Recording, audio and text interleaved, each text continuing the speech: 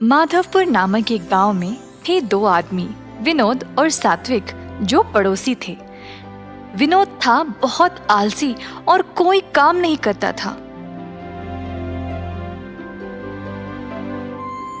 पर सात्विक के पास बहुत गाय थे, जिनका दूध बेचकर वह पैसे कमाया करता था। इसी दौरान दूध का धंधा काफी बढ़ रहा था, तो सात्विक ने सोचा कि अब वह पड़ोसी गांव में भी दूध बेचना शुरू करेगा। अपने जमाए हुए पैसों से उसने नई साइकिल खरीदी, जिससे वह बाकी के गांवों में जाकर दूध बेचने लगा। एक सुबह जब सात्विक काम के लिए अपनी साइकिल पर निकला, तब विनोद ने उसको देखा। अरे, मुझे बिना बताए सात्विक ने नई साइकिल खरीद ली। उसके लौटने के बाद पूछूंगा। ऐसा सोचकर विनोद उसके घर के बाहर सात्विक के लौटने का इंतजार करने लगा। कुछ समय बाद सात्विक दूध बेचकर वापस आया। जब हो सात्विक, तुमने नई साइकिल खरीद ली? हाँ विनोद, क्यों, क्या हुआ? अरे कुछ नहीं, बस यही जानना चाहता था कि नई साइकिल के लिए पैसे कहाँ से आए। भाई, आज तक जो भी दूध बेचा ना, उसमें से मैंने थोड़ा थोड़ा जमाया इस साइकिल के लिए, जिसकी मदद से अब मैं पास वाले गांव में भी जाकर दूध बेचने लगा हूँ। अच्छा, अरे तू तो काफी समझदार निकला सात्विक। विनोद हंसते हुए सात्विक के लिए खुश होने का नाटक किया और फिर अपने घर चला गया। घर जाकर विनोद सोच में पड़ गया कि इतने कम समय में सात्विक ने नई साइकिल खरीद कैसे ली। विनोद ने खुद तो कुछ नहीं लिया। उदास होकर विनोद गहरी सोच में ही डूबा रहा। मैं क्यों इतना उदास रहूं? अगर मैं भी सात्विक की तरह कुछ काम करूं तो पैसे जमा कर मैं भी अपनी मनपसंद चीजें खरीद सकता हूं, पर मैं करूं क्या? अरे हाँ, मुझे तो जलेबी बनाना बहुत अच्छी तरह से आता है। हाँ, मैं एक जलेबी की दुकान शुरू करूंगा।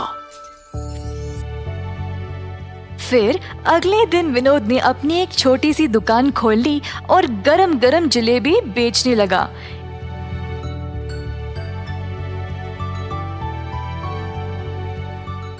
एक जलेबी 5 रुपये, आधा किलो 50 रुपये और 1 किलो 100 रुपये में। इस प्रकार विनोद ने बहुत स्वादिष्ट जलेबी कम भाव में बेचने लगा।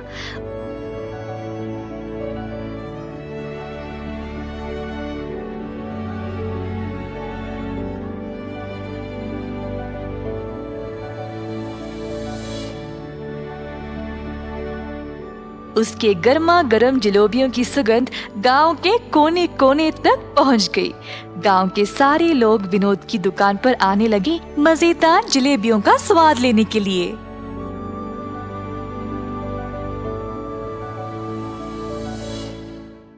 कुछ ही दिनों में विनोद की जलेबी बहुत मशहूर हो गई। एक दिन रमेश नामक एक आदमी उसकी दुकान पर जलेबी खा रहा था।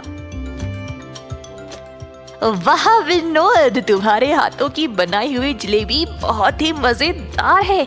इतने कमाल की जलेबी मैंने आज तक खाए ही नहीं भाई, वाह।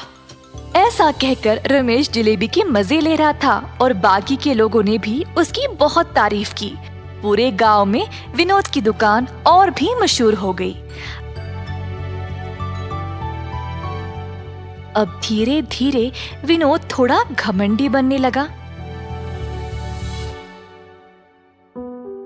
मेरे जैसे जलेबी तो और कोई बना ही नहीं सकता। मुझे जलेबियों का दाम भी बढ़ाना पड़ेगा, इससे मैं और ज्यादा मुनाफा कमा सकता हूँ। दुकान पे आए हुए सब लोगों को विनोद ने बोला, जी आज से एक जलेबी 10 रुपए, आधा किलो 100 रुपए और 1 किलो 200 रुपए में। एक आदमी उदय, जो जलेबी खरीदने आया था, उसने कहा, अरे भाई साहब, जलेबी इतनी महंगी कब से हो गई है? बाकी के दुकानों में तो किलो 100 रुपए में ही बेचते हैं। अगर मेरे जैसे स्वादिष्ट जलेबी कहीं और मिले ना, तो वही जाकर खा लीजिएगा, मुझे कोई फर्क नहीं पड़ेगा। विनोद जैसी स्वादिष्ट जलेबी कहीं और नहीं मिलेगी। ऐसा सोचकर लोगों ने अब महंगी जलेबी खरीदना शुरू कर दी। इस गांव में मेरे जैसे जलेबियों को टक्कर देने वाला और कोई है ही नहीं। गांव वालों को तो अब मेरे स्वाद की लत लग चुकी है। ऐसा सोचकर उसने जलेबी को तोलने वाले तराजू के नीचे सबकी नजर से चोरी एक छोटा सा भार लगा दिया, जिससे वे लोगों को ज्यादा पैसों में कम जलेबियां बेच सके। इसी तरह विनोद का कारोबार उसके अनुसार चलता रहा। एक दिन गांव के जमींदार को विनोद की जलेबियों के बारे में पता चला, तो उन्होंने अपने नौकरों को उसके पास 1 किलो जलेबी लाने के लिए भेजा। नौकर गए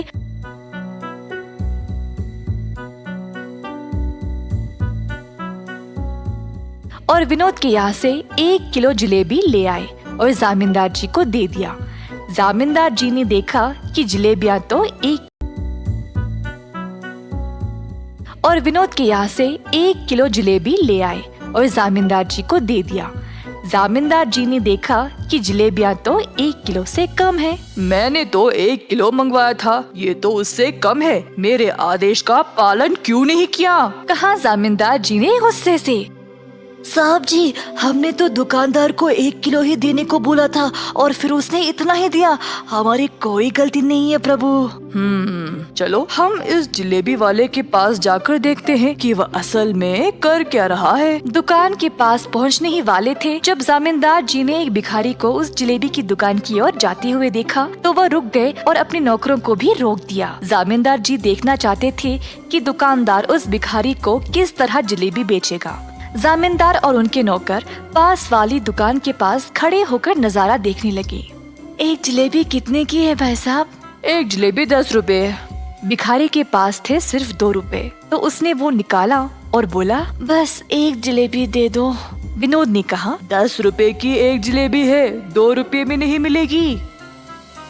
ये सुनकर भिखारी वहाँ से जाने ही वाला था जब विनोद ने उससे रोककर कहा, हो, तूने यहाँ पर खड़े होकर मेरे जलेबियों का सुगंध लिया है, उसके लिए वो 2 रुपये। हे भगवान, मेरे पास तो ये 2 रुपये ही है और तुम ये भी इतनी बेरहमी से मांग रहे हो। मैं नहीं दूंगा।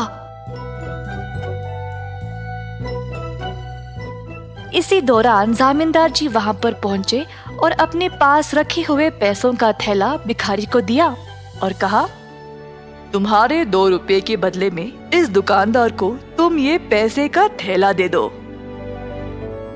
अरे आप तो बड़े लोग हो साहब, आपको तो न्याय करना चाहिए। अगर आप इस दुकानदार को पैसे दे दोगे तो कैसे? मेरी बात मानो और दुकानदार को ये पैसे दे दो।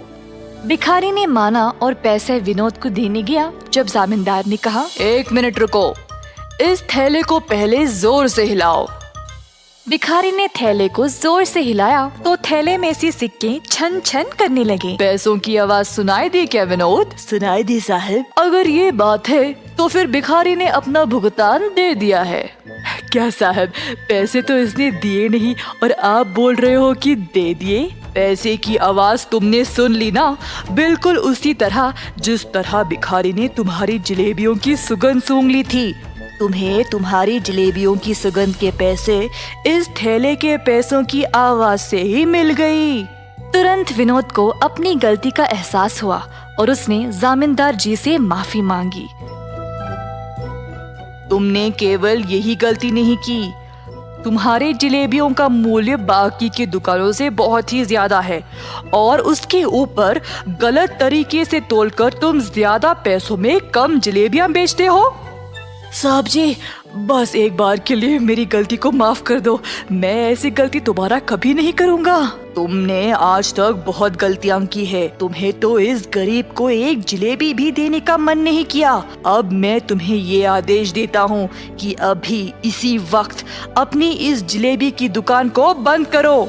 ये बात सुनकर विनोद बहुत डर गया और उदास हो गया। जमींदार जी से गिड़गिड़ाकर माफी मांगता रहा जब उसी रास्ते सात्विक आया। विनोद की परिस्थिति देखकर सात्विक उसकी दुकान पर आया और बोला, जमींदार साहब, मैं आपसे विनती करता हूँ, कृपया आप विनोद को इस बार माफ कर दे। सात्विक के अच्छे स्वभाव के बारे में जानते हुए इस बार तो सात्विक की बात सुनकर उसके अच्छे बर्ताव को ध्यान में रखते हुए मैं तुम्हें माफ कर देता हूँ विनोद। कम से कम अब से पूरा मन लगाकर मेहनत से और ईमानदारी से अपना काम करो। ऐसा कहते हुए जमींदार जी वहाँ से चले गए।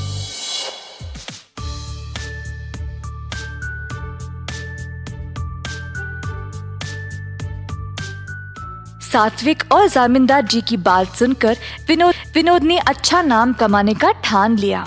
पूरी लगन और ईमानदारी से उसने दोबारा अपना कारोबार शुरू किया। इस वजह से अब और भी लोग उसके पास जलेबी खाने आने लगे।